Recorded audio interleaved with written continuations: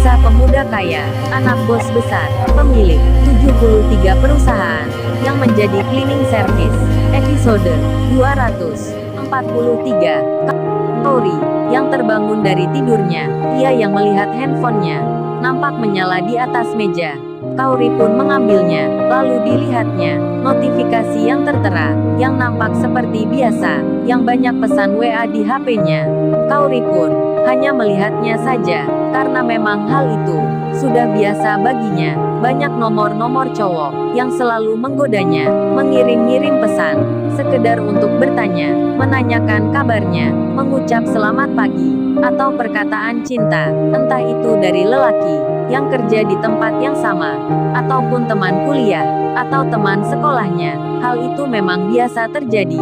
Kaori itu masih dianggap saja seorang cewek cantik yang masih single, hingga banyak lelaki sampai kini yang berusaha mendekati, ingin menjadi kekasihnya. Kaori yang melihat notif tersebut, ia pun tak membukanya, tak menggeser pula ke bawah.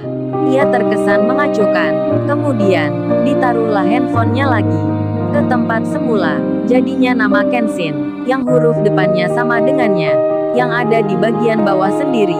Tak sampai dilihatnya, Kaori belum mengetahui akan pesan Kenshin yang terkirim semenjak pagi, hingga matahari terlihat mulai meninggi. Kaori yang telah mandi dan juga makan pagi, ia pun kini bersiap akan berangkat kerja. Di lain tempat, seorang wanita yang kemarin yang baru tiba dari luar negeri, yang bernama Ririn. Di waktu semalam, ia mendapat pesan dari perusahaan pusat untuk segera merampungkan laporannya. Bersamaan hal itu, dirinya diberi tugas penting untuk membagikan pengetahuannya tentang informasi yang didapatnya sewaktu meeting kemarin. Begitu pula dengan sebagian pegawai yang mengikuti meeting tersebut, mereka pun diminta hal yang sama.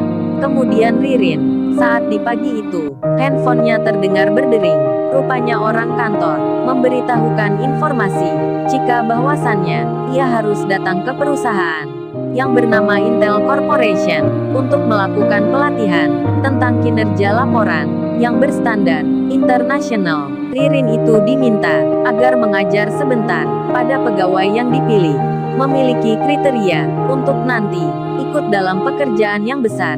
Usut punya usut, perusahaan yang dimaksud adalah tempat kerjanya Kaori, dekat pula dengan rumahnya sendiri. Ririn pun menyadari, ini dulu tempat Kenshin kerja di sini. Lantas ia mengingat pertama kali saat bertemu Kenshin di rumahnya, yang membeli buku dan pensil.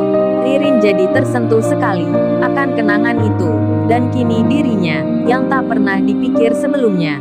Perusahaan yang terlihat dari rumahnya itu belum pernah dimasuki pula. Kini tiba-tiba saja di pagi ini dirinya diperintah kantor pusat agar mengajar sebagian karyawan yang ada di perusahaan itu. Ririn pun sempat ragu dibuatnya, rasa tak percaya diri menghampirinya. Namun karena ini penting sekali, ia kemudian memberanikan diri. Berjalanlah Ririn tanpa naik angkutan lagi, karena memang jaraknya dekat sekali. Lalu di kantor Intel Corporation, di ruang admin keuangan kedua, Kaori pegawai cantik yang jadi pujaan banyak pria itu mendapat kabar dari ayahnya agar bersiap diri menghadiri pelatihan tentang manajemen yang terbaru. Kaori pun bertanya, kok nggak ada pemberitahuan dulu ya? Biasanya kan sehari sebelumnya ada pengumuman. Ayahnya menjawab, iya Kaori, ini karena penting. Udah kamu panggil juga teman-temanmu ini, ajak ke ruang utama, dan bawa laptop sekalian. Ayahnya memberikan kertas ke Kaori, nama-nama pegawai yang dimaksud itu. Kaori pun segera memanggil teman-temannya. Di saat itu pula, Ririn yang berjalan, kini sudah sampai di pintu perusahaan. Karena Ririn tak memakai mobil, ia pun hanya datang sendiri. Security-nya pun melihat biasa saja, hanya dikira Ririn itu mungkin salah satu pegawai di sini. Kemudian Ririn yang telah masuk, ia pun bertanya pada security tersebut, selamat pagi Pak, permisi maaf sebelumnya, ini saya mau tanya, menemui Pak Henry di mana ya? Sembari Ririn menunjukkan surat tugasnya, security-nya pun yang membaca itu, lalu berkata dengan sopan, oh jadi mbaknya ini dari kantor pusat. Oh sini-sini mbak, mari saya antarkan. berjalanlah Ririn bersama security. Mereka menuju kantornya Pak Henry. Kauri sendiri, ia belum mengetahui akan siapa yang datang ke sini. Sementara itu, Iwan yang telah sampai di kemarin malam, dirinya yang memang harus menuju ke rumahnya Kenshin dulu. Iwan saat itu ditanya oleh bos besar, "Gimana Wan perjalanannya? Keadaan kota London? Apa kamu suka Wan?" Saat itu ada Nita adiknya Kenshin, beserta mamanya pula. Iwan yang di ruang tamu sendiri, jadi merasa segan sekali. Perasaan nervousnya begitu hebat sekali. Kemudian ia pun menjawab, sampai logat nadanya yang sedikit terbata-bata. Si Iwan itu berucap, Saya sesenang sekali Pak.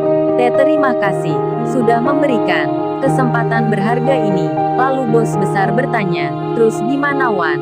Apa besok kamu masih mau kerja lagi?" Si Iwan pun menjawab, "Mengenai hal itu, tentu saya mau Pak, tapi kan katanya sudah selesai pekerjaannya." Ayahnya Kenshin pun bicara, "Kan yang selesai masalahnya Wan, tentang pegawai kantor itu, yang sudah diketahui. Kalau pekerjaan sehari-hari, mana ada selesainya." Si Iwan pun menyahut, dengan sedikit tersenyum. Kemudian ia bicara, "Iya Pak benar itu."